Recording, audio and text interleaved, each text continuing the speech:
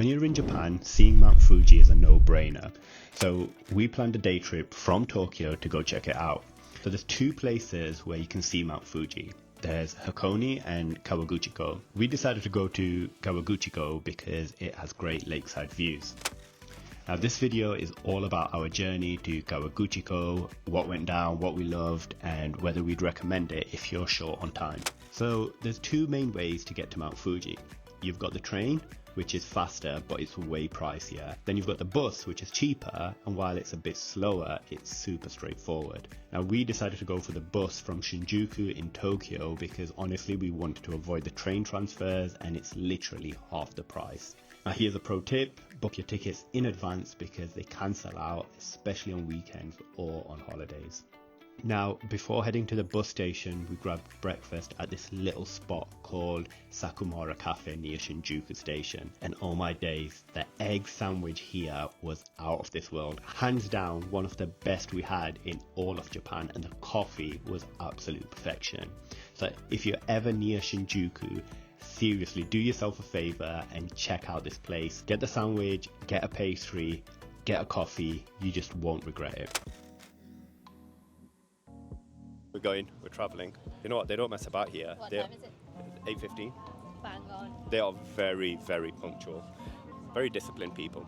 Hopefully we get good visibility. Yeah, be able to see it. I think we will get visibility, but there's not going to be a snow top because it's really hot. So this bus ride was only supposed to take us 2 hours. But of course we had a bit of bad luck. There were roadworks and our trip turned into 3.5 hours. So not ideal, but at least the bus was comfy, the views of the countryside were really, really nice, so we couldn't complain. Another little tip for you guys is bring some snacks and bring some water. There's no food or drink service on the bus and you just don't want to sit there like we did, absolutely starving. So we finally made it, and as soon as you get off, you'll find the hop on and hop off Lake Kawaguchiko bus, which is honestly the easiest way to get around. It doesn't cost a lot and it stops at about 20 different locations around there. One of the best spots is Oshi Park. That's a great place to get a view of Mount Fuji. Because we were running really late because of all the traffic and the bus, we decided to skip the smaller stops and head straight to Oshi Park. So it takes about 25 minutes from the station to Oshi Park, but the views along the way are really nice and you're supposed to stop off as well before you get to Oshi Park, but we were in a bit of a rush, so straight there. So once we got to Oshi Park, we realized we were absolutely starving.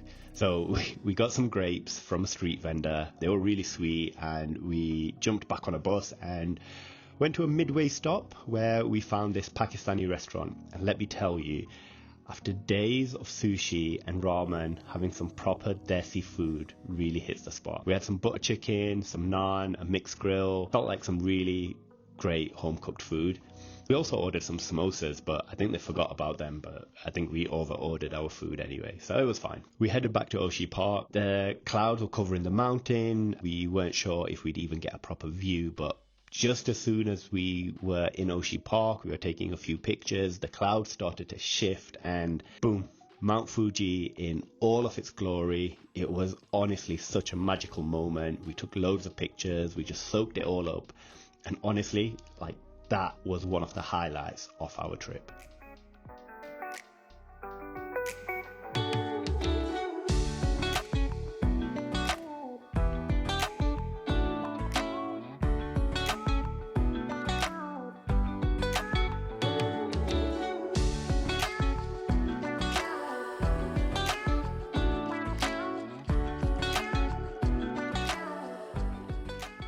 So after that, it was time to head back to Tokyo. So the bus ride, really long once again, like really long. Traffic coming into the city was brutal because of the roadwork. So we were on the road for another 3 hours, but luckily we managed to sleep through majority of the journey. And by the time we got to our hotel, we were starving once again. Luckily, there was a really, really nice halal Wagyu barbecue spot just a couple of minutes away from our hotel, and it was this really cool setup. You get to pick your own cuts of meat, you grill them at your table, and you get all these different dips and sauces. The Wagyu honestly just melts in your mouth. It's all A5 grade Wagyu beef that they sell there. We started chatting to the owner. It was a Pakistani guy from Lahore, and he told us about his story about moving from Lahore to Tokyo and bringing over other family members to help him run the restaurant just as things grew. It was a really nice and wholesome way to end the day for us. So,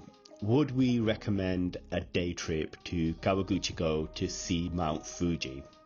Absolutely. But if you have the time, stay overnight. There's so much that we missed out, like the pagoda viewpoint. There were the cable cars up there. You could even get a bike and go around the lakes. We were pressed for time, and I also bet the sunsets at the lake are just something else. So whether you take the train, whether you take the bus, seeing Mount Fuji in person is one of those bucket list moments that you just won't forget.